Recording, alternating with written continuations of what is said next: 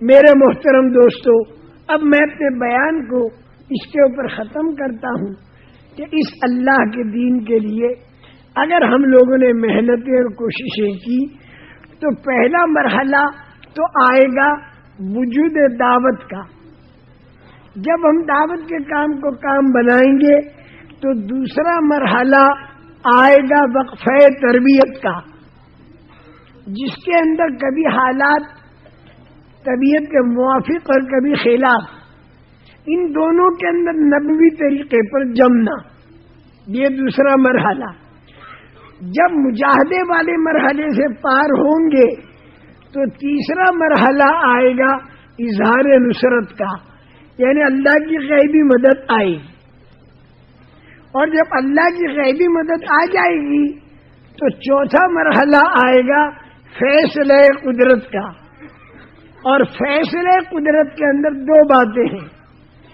جن لوگوں کے اندر انصاف ہے بے دینوں اور بے ایمانوں میں تو وہ تو سارے ایمان والے بنیں گے، اور جو بے دین اور بے ایمان ہر دھرمی والے اور ضدی ہیں تو وہ ایمان پر نہیں آئیں گے بلکہ وہ رکاوٹ بننے کے لیے چھا جائیں گے،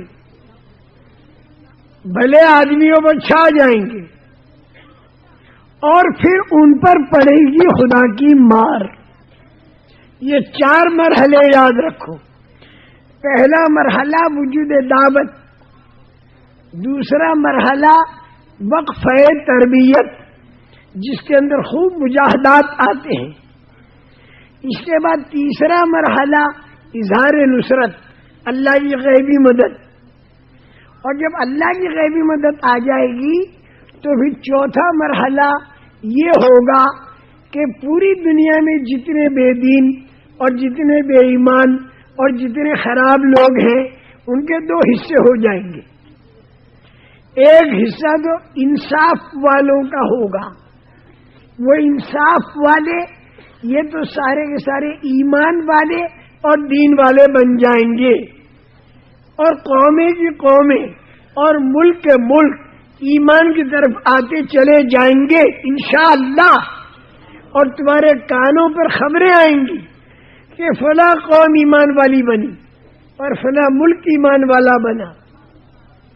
لیکن جو لوگ بے دین اور بے ایمان ہر دھرمی والے اور ضدی ہیں وہ نہیں مانیں گے بلکہ رکاوٹ ڈالنے کے لیے چھا جائیں گے بھلے آدمیوں پر.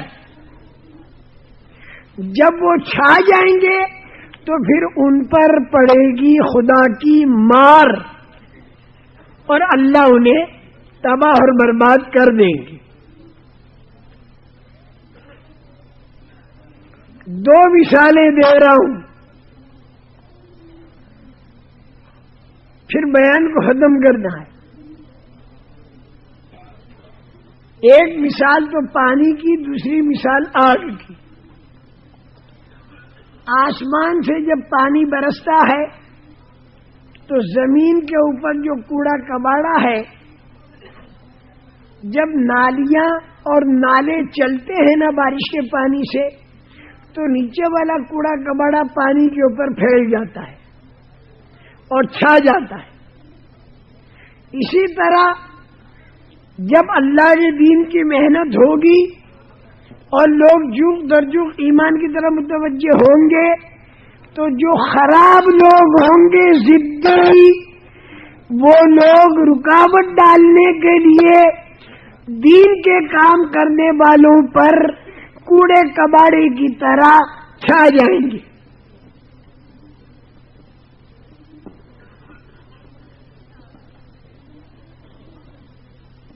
اسی طرح دوسری مثال، سونے چاندی کا زیور بنانا ہے یا تانبے پیتل کا برتن بنانا ہے تو اسے آگ میں تپایا جاتا ہے. جب آگ میں تپاؤ گے تو سونے چاندی اور تانبے پیتل کے اوپر میل کچیل چھا جائے گا.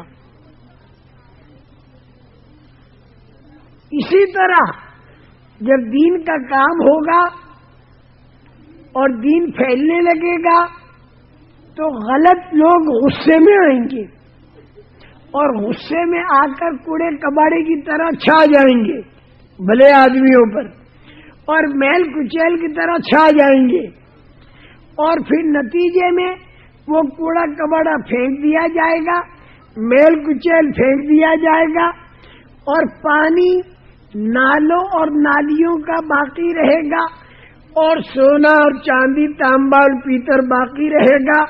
اسی طرح رکاوٹ ڈالنے والے خراب لوگ کوڑے کباڑے کی طرح پھینک دیے جائیں گے، اور جو دین کے کام کرنے والے صحیح لوگ ہیں وہ دنیا کے اندر باقی رہیں گے، اور یہ ہر زمانے میں اللہ نے کیا ہے۔ جب لوگ صحیح بن گئے بنی اسرائیل کے، تو فرعون، حامان، اس کا لشکر کوڑے کباڑے کی طرح ان بھلے آدمیوں پر چھا گیا۔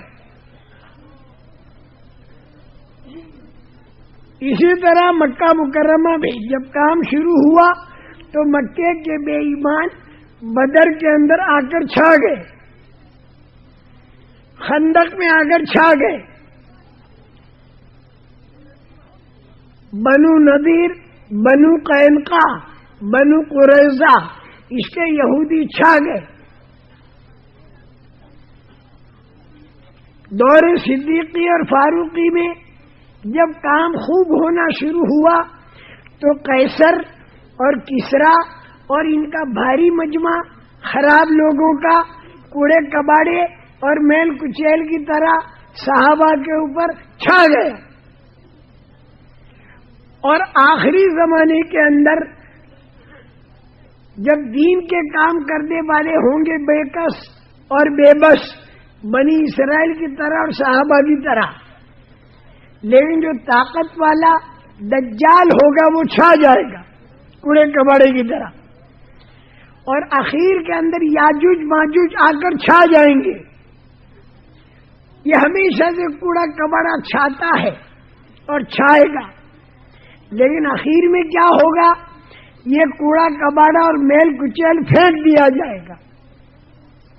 قیصر کسریٰ بھی پھینک دیے گئے، فرعون لشکر بھی پھینک دیا گیا، اور دجال کو پھینک دینے کے لیے عیسیٰ علیہ السلام آسمان سے اتریں گے، اور وہ آ کر باب لد پر آ کر اسے ماریں گے، اور وہ باب لد اب تک فلسطین میں ہے، اور وہاں مسجد وار جماعتیں بنی ہوئی ہے اور کام ہو رہا ہے، جہاں دجال مارا جائے گا، جہاں دجال کے ساتھی بھی ہیں تو حضرت عیسیٰ علیہ السلام کے ساتھی بھی ہیں جن کی نسلیں چلیں گی۔